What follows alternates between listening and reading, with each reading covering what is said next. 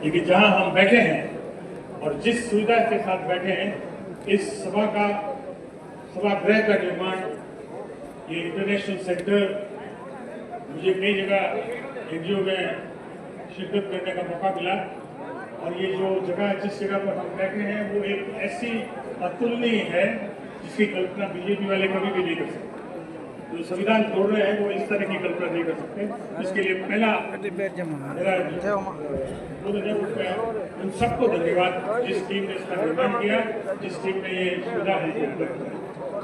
मैं आपको 2-3 चीजें याद दिलाना चाहता हूँ। जब वर्तमान प्रधानमंत्री जी ने 2014 में पद ग्रहण किया, उसके 3 दिन बाद उन्होंने जम्मू कटरा रेल लाइन का उद्घाटन किया।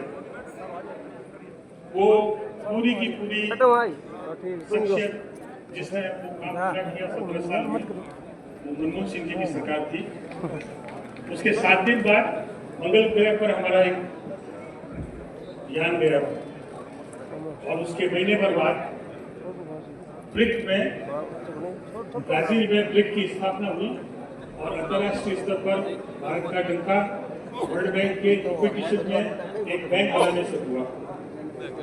उससे चालू होकर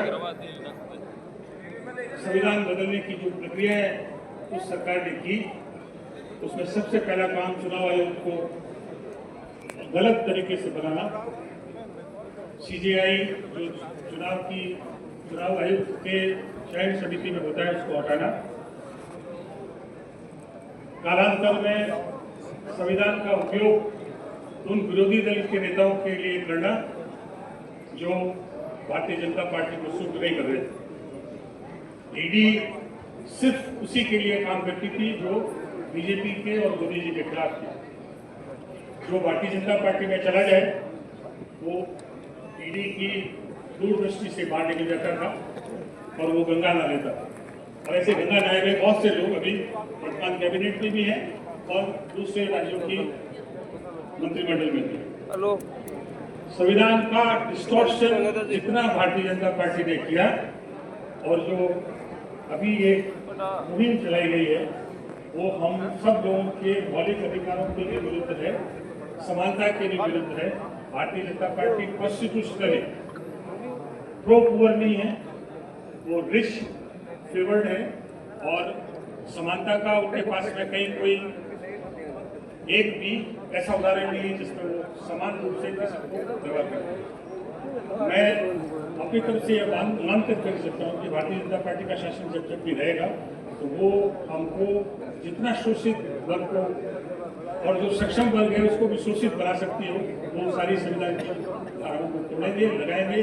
और अभी भी जिस किस्म की बहस उन्होंने शुरू कराई है अपने वरिष्ठ नागरिकों से, वरिष्ठ नेताओं से, वो हमारे संविधान को तोड़ने की कोशिश कर रहे हैं। कांग्रेस पार्टी एक ऐसी पार्टी है जिसका एक सर्वव्यापी समानता का एक भाव है। प्रो पुअर गवर्नमेंट की स्कीम्स होती है, सोशल वेलफेयर की स्कीम्स होती है। हमको सरकार के उस स्रोतों को हमारे उन गरीबों को बनाने का, बचाने का काम कराती है जिससे हम आम लोगों का जीवन अच्छे से बना सकें। मैं यह मान के चलता हूँ कि आज आप जिस प्रयोजन से आप यहाँ इस सभागृह में विराजे हैं और जिस शांति से आप सब लोगों की बात सुन रहे थे अब तक, और मेरी बात भी आपने सुनी। मैं तो जिला जोधपुर से बदल हूँ, नायब किशन राय जी हमको जोधपुर से निकाला हुआ है, उसके बावजूद भी आपने हमको बुलाया, आपने हमारी यहाँ बात सुनी।